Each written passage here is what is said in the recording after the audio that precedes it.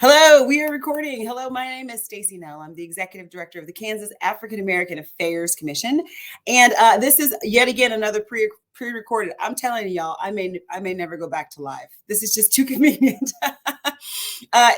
Edition of our Lunch and Learn. I am thrilled today to be joined by Abriona, although people tell me you go by Bree Markham. Yes, I go by Bree.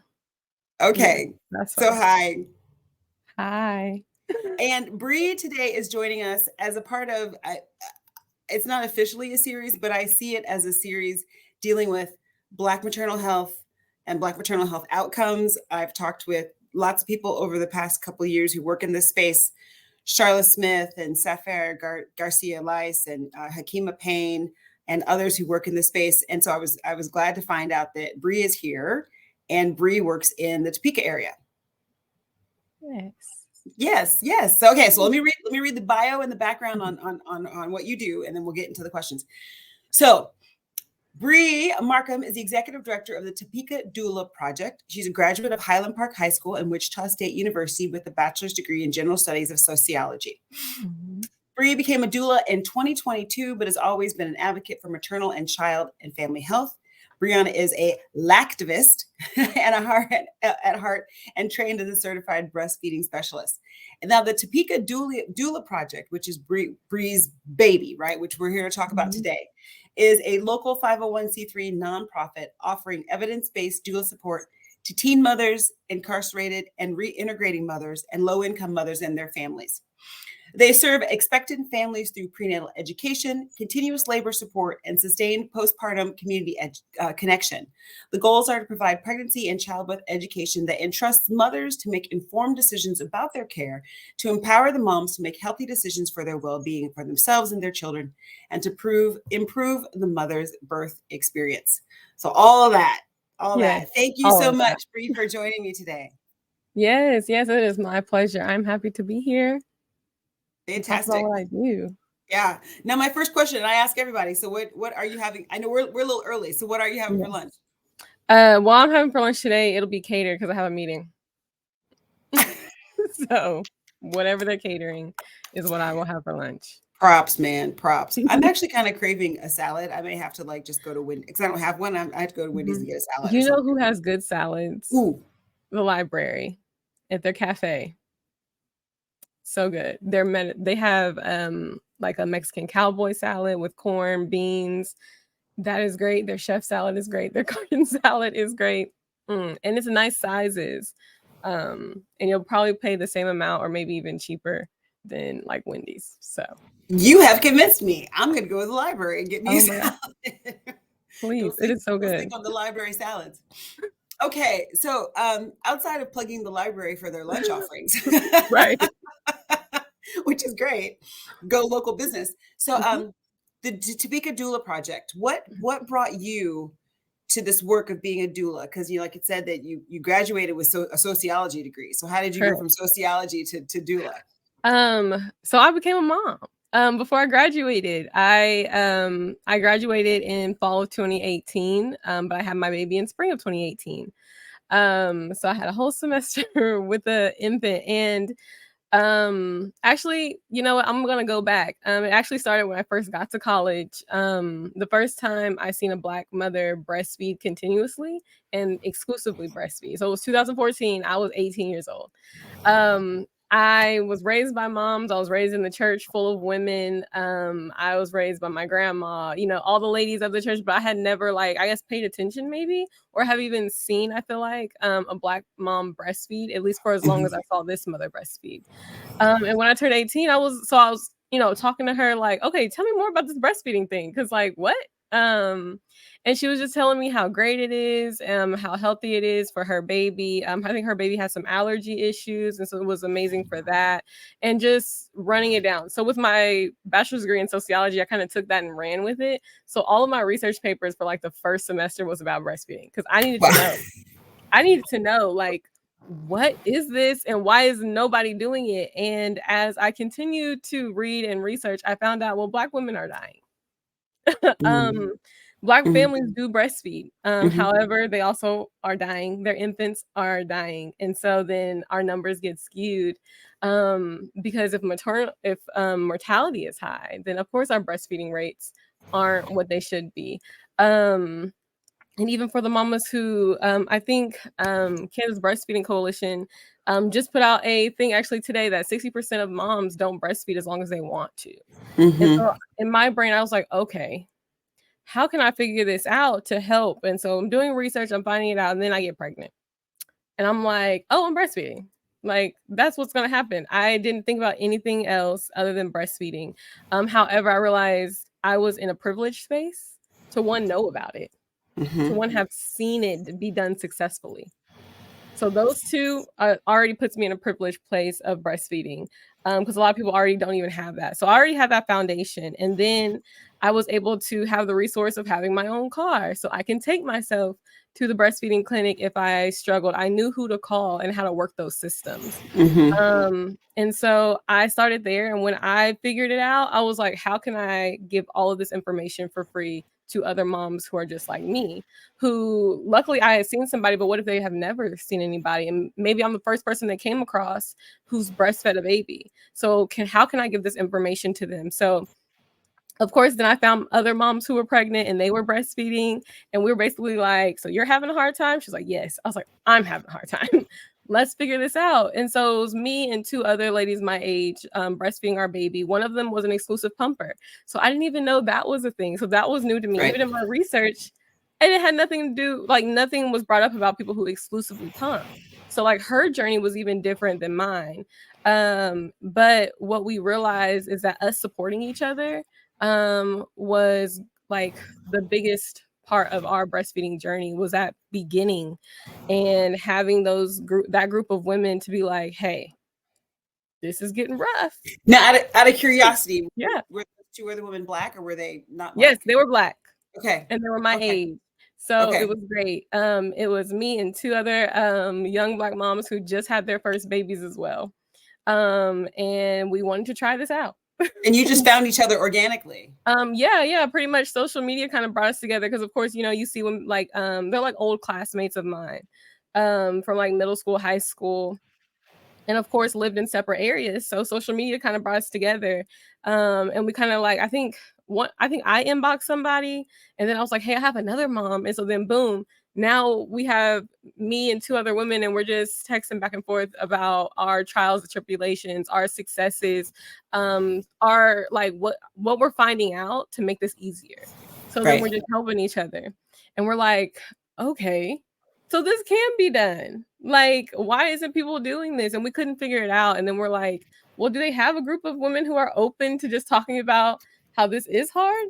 Mhm. And so we were being very vulnerable with each other. Because all of our babies were born at different stages. So I think one mom, she had her baby before I did, and then I had my baby, and then the other one didn't have her baby till the summer of 2018.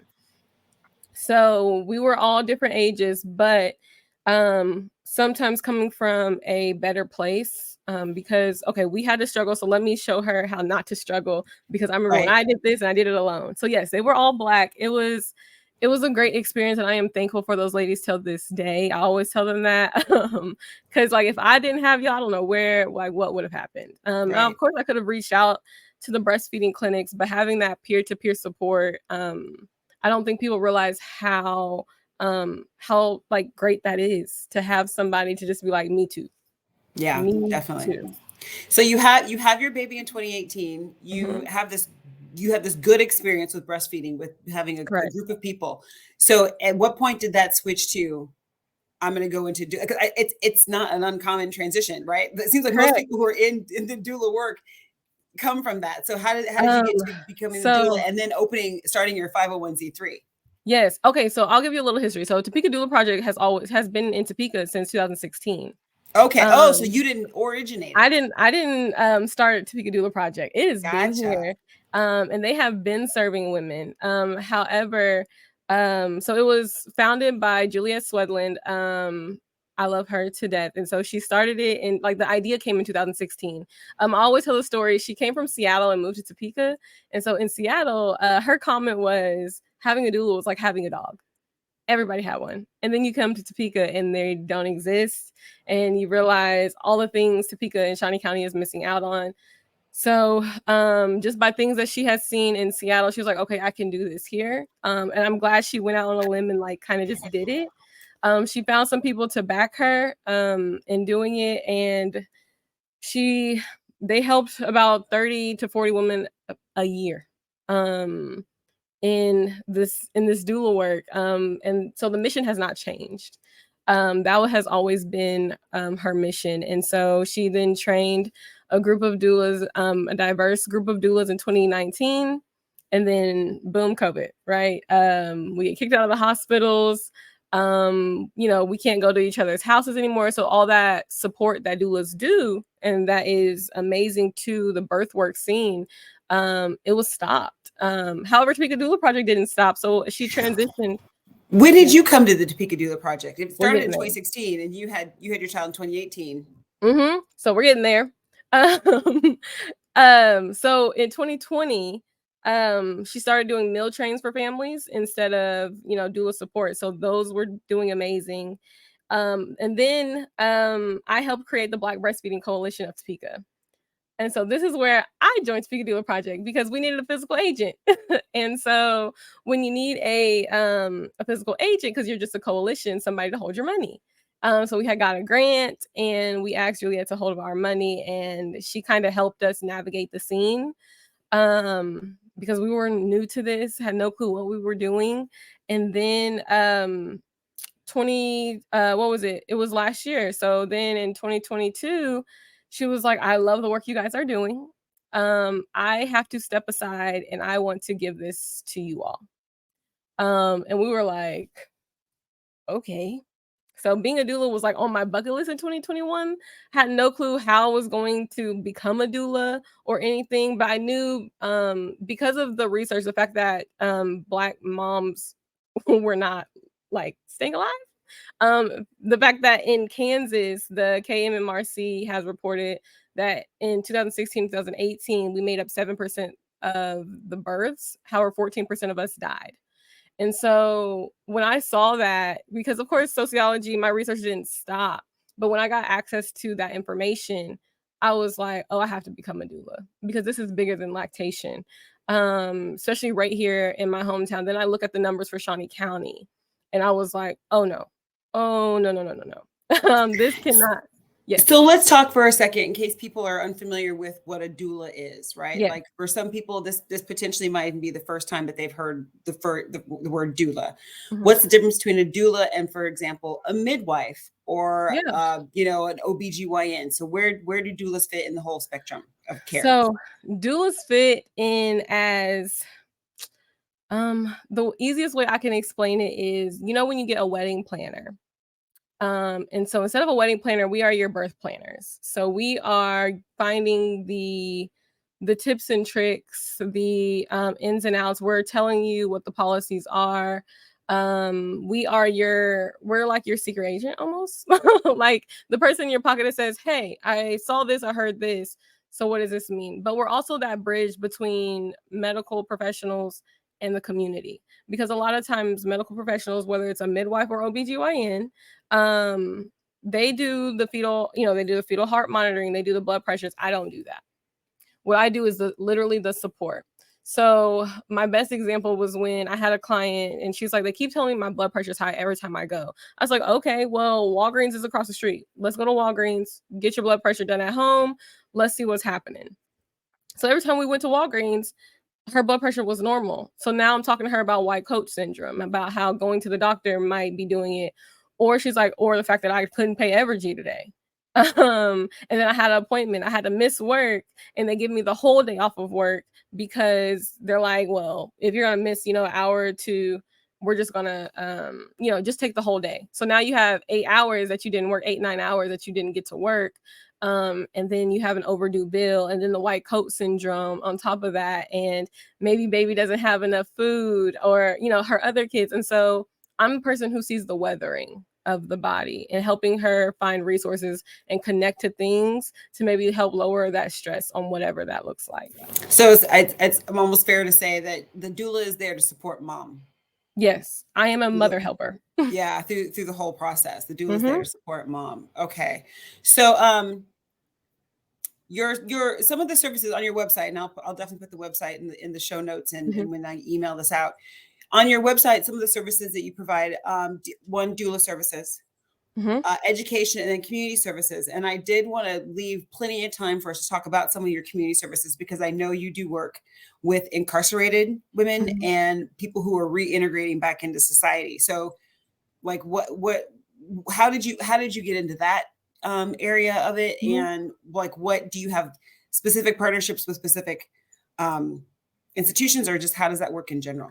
So honestly, what we do, we give our free doula services to those who are pregnant and maybe delivering in the prison. And we also do a 7-week program for anybody who is pregnant or who's had a baby in the last 24 months.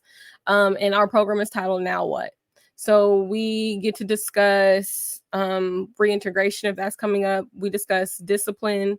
We discuss how to be a parent and be incarcerated. A mom once told me, she said, I don't want to yell at my kids when they're here. I want us to have a good time. But when I have 5 kids all to myself, I have 2 over there, 1 over here, and then I have to hold the baby, and so many other things are happening, and I raise my voice, I start to feel bad about that. So like, those are conversations that we talk about. What does it look like to be a mom and still hold your kids accountable? Because where they might be, whoever their caregiver is now might not have the same rules as mom has. But she was like, how do I keep my kids in, this narrow path when somebody else is caregiving for them? So we discussed that. And then with reentry, it's just working with, which is actually, so we've been working with reentry, but we're working closer with reentry now, so I can better serve those pregnant mamas after they leave, but not all the time. So I'll say, when I say incarcerated, we work with Topeka Correctional Facility. So that means we work with the prison, and not everybody is from Shawnee County. Sometimes they might be from Gary County or somewhere all the way southwest. And so is helping reentry maybe find some of those resources, or we're talking about the resources that were found. And then she's like, well, what is this for? How can I help? So then I'm talking to them about that. And the services they should look for when they get back home to help them navigate that space, because that's also new.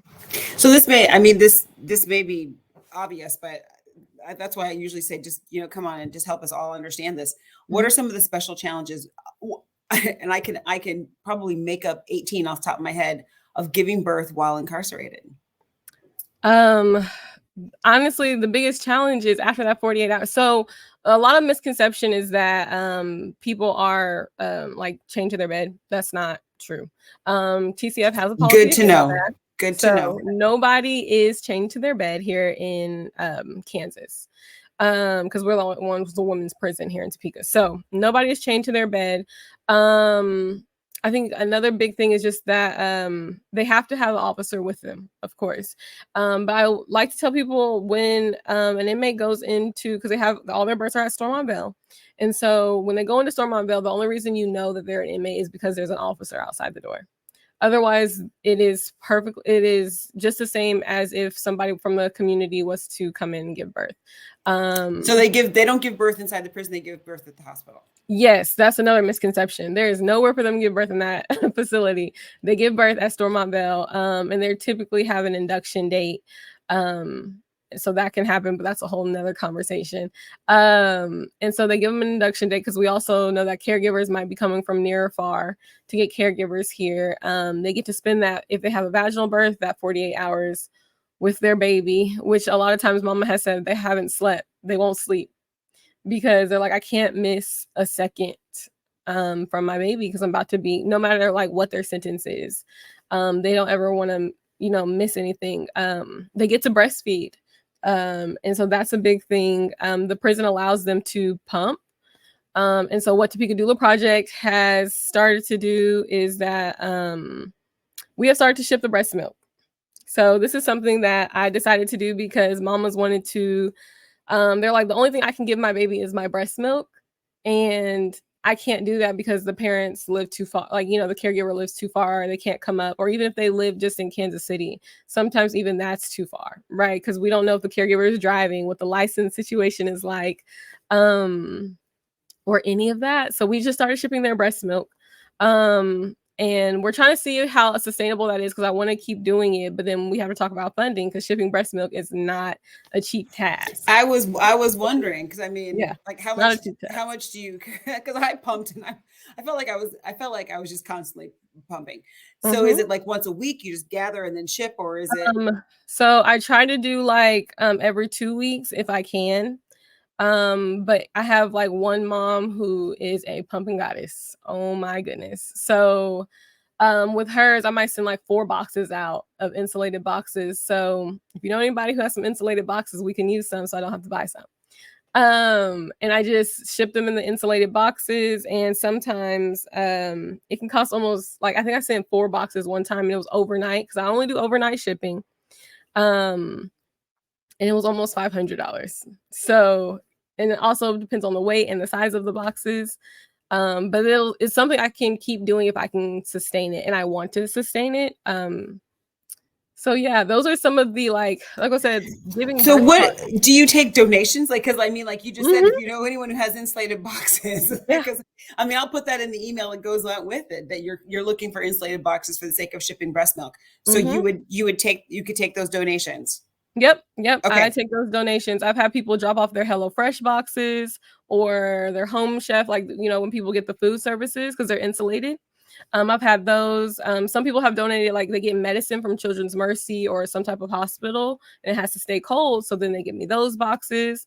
But yeah, right now we don't, luckily in the prison, there's not a lot of pregnant mamas right now. However, I will say from when I started last year, there was only 2 or 3. And now this year alone, I've already had 4 and this will be 5 births this month. And I still have 2 more to go. So the number is going up on the pregnant women that are incarcerated and may have to deliver. And so I want to keep on being able to at least ship their breast milk. Wow. That's awesome. Man, props to you. And then so with reintegrating mamas, so I guess because again, doulas are there to support the mama. So what work surrounds that? That's just getting them connected. Typically reentry gets them connected with like insurance and DCF assistance and things like that. And so what I do is kind of help with the like agency part of it. So like I tell them about the Shawnee County Health Department's programs for new moms or pregnant moms, you know, telling them about how to get contacted with WIC, or K-State Extension has like the nutrition program, getting them set up with Shawnee County resources, the things that maybe they weren't set up with. They're like, oh, you know, I need a car seat. So I tell them about the Kansas traffic place. And so we'll set up an appointment to get there.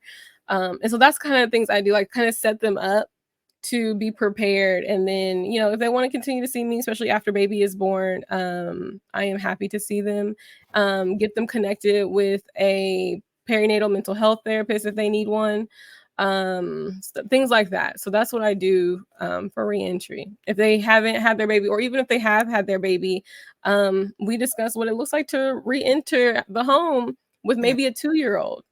So right. Discussing parenting and all the parenting things that are out here in Shawnee County that might be a resource for them to help. Wow, fantastic.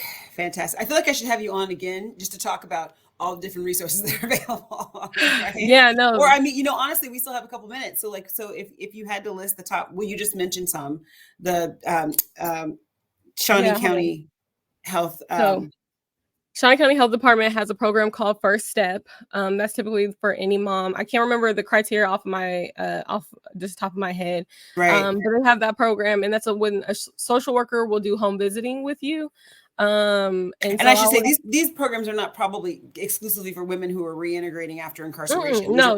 So I just want to make sure that, so if you've had a baby, and it's probably also not just specifically for Black women. So if you know someone who's just had a baby, yes, these are programs that they can use. These are resources for the whole community. So there's a First Step program. There is the Nurse Family Partnership that Shawnee, the health department also does, but that one specifically is for first-time moms only. And I think you have to be a certain amount of weeks pregnant to get enrolled. Like if you pass a certain amount, I think that's it. But that's also a phone call. So if you're a first-time mom and you're like, I would love for a nurse to come visit me because she is an RN, and they will visit you. I think it's like once a week or I don't know how often. But I refer people to that program. There's programs for moms who may use substances or have a history of substances with KCSL. There's the PCAP program. Car seats. If you typically qualify, I think it's like low income, like if you get like any DCF assistance or if your kids are on Can Care or state insurance, you can go to the Kansas traffic, I can't think, safety something off of Wanamaker. And they will get I know, you. I'm like, I should have given you more warning. Yeah, I was like, I don't remember what it's called.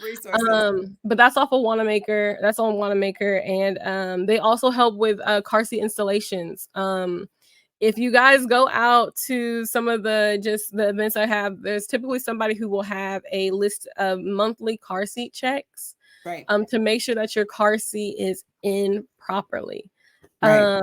That is very important. I'm trying to think of other ones. There's so many other like. Or can you go? Gosh. Can you just go to a fire station? Because I feel like this is something that is sort of getting into the zeitgeist. Oh, we should help new parents. Know how to keep their kids safe. Because I mean, installing a car seat is not just a mom thing too, like just new families. That's a family thing. And then we have to think that sometimes families only have one car seat. So they're going from car to car to car to car. And so, okay, with the fire station thing, just to answer your question, they don't always have a car seat technician. So you could pull up to one and they won't be able to help you. Because I think there's only 3 last time I checked, and they like rotate, and we have lots of different fire station here. So I tell people the easiest thing is either the Kansas Trafficway when they have theirs, or that monthly thing. I can't think of what it's called now. There's a monthly, like every month they have a car seat check you can go to, and it's just a drive up. You drive up. You know what? If you email me after we're done recording, I'll make sure it's in the show notes, and I'll make sure it's in the email. Correct. That's a good resource. So don't.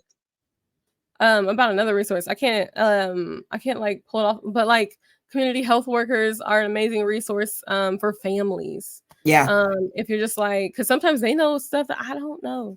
And so I get my information from community health workers or those navigators that are at the library. Very helpful on connecting the community with resources, food bank resources, because we know food insecurity is a big thing. Gosh.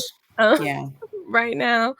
I have like perinatal. So if we go back to my work, also perinatal mental health. So perinatal means it's prenatal, labor and delivery, and postpartum. And so instead of saying all of those, we just say perinatal. And perinatal therapists, we don't have many, but we do have some, and some of them do virtual. There's maternal melanated therapy specifically for Black and brown women, and then I think we have maybe 1 or 2 perinatal therapists here in Topeka. And so that's good just for the postpartum depression and postpartum anxiety moms or dads. Because I don't like she mentioned in my bio, I'm very much a family person. And one man actually told me, he was like, we've been there since conception, but nobody includes us. And so I said, you know what? You are right. And I will continue to always say families and dads. Because we don't have enough resources for dads. But that's a whole nother conversation. That is a whole nother conversation. Yeah. And again, but I wanted to go back to because you mentioned postpartum health, mental health. Yeah. And I think that's something also to try to destigmatize. I think sometimes in our community, it's you just got to be strong. I mean, the myth of the strong Black woman, 1. Then 2, in our community, sometimes it's like, well, baby, you just need to pray. And to take nothing away from the power of prayer. However, we are talking with a very big change in a woman's body and a woman's chemical makeup, and so to destigmatize the fact that these changes are real, these changes are happening, and that there's help available. Correct. I think is just so important. Just one thing I'm going to add is we also don't know what normal postpartum behavior is. I've had a mom ask me like, I didn't think postpartum depression would start so soon. I was like, well, give me more information. I'm gonna try to hurry up. And she was like, somebody asked, told me that I can go grab something to eat and they'll watch my kid. And I started crying. I said, Mom, you're 4 days postpartum. You're gonna cry.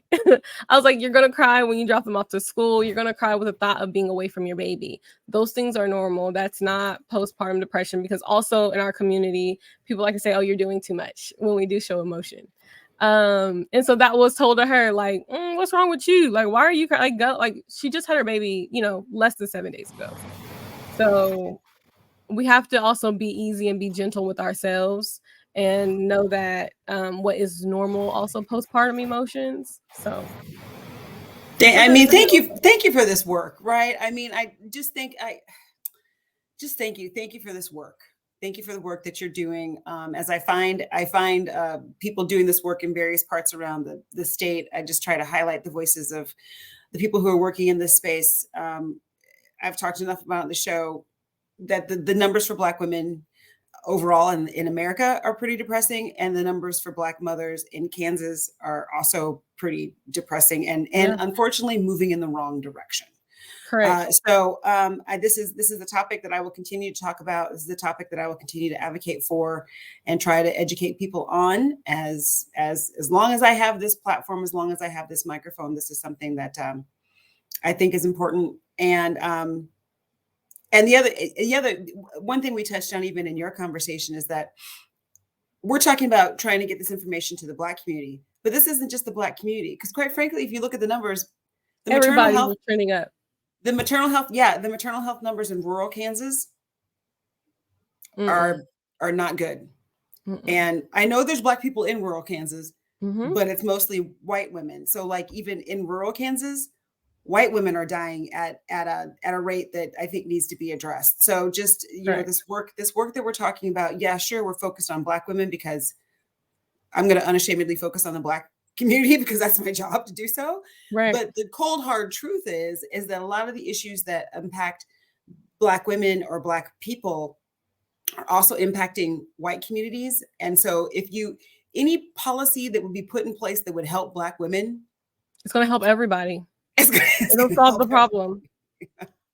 So, and I think that gets missed often. Sometimes people will, I don't know if people come to you, but people come to me and say, well, why are you focused on Black people? Why is there an African American Affairs Commission? Why? And I'm like, well, here's the thing you don't get is if you help people who look like me, you are going to help. I always tell people, I'm like, so if you look at the man, I have a whole PowerPoint, but I was like, if you look at the disparities between African Americans and everybody else, it's on an upward trend, but it's also a huge gap. But if you look at everybody else's, theirs is also still going up. Their maternal mortality is still going up. Their infant mortality is still going up. It's just not as great as Black people. Yeah. And so as soon as we solve that problem, we address Black women and Black families, then we'll trickle down and it'll save everybody else. Yep, it's true. Okay, well, thank you so much. Thank you so much. You're welcome. Thank you. And I can see us coming on again. You can do your PowerPoint. You can talk about all the resources that are available to new families and new mothers. And thank you so much for taking the time. Again, I mean, this is a topic that I wish we didn't have to focus on, Black maternal health outcomes. But I'm happy to be able to highlight the good work and the good news that you have to share about what you're doing in your space here in Topeka. So, and my doula services are free. Okay, free 50 free. Yeah, literally free 99. Free 99. All right. Well, thank you so much, everybody. And I will see you next week when we do our next Lunch and Learn. Bye. Thank you.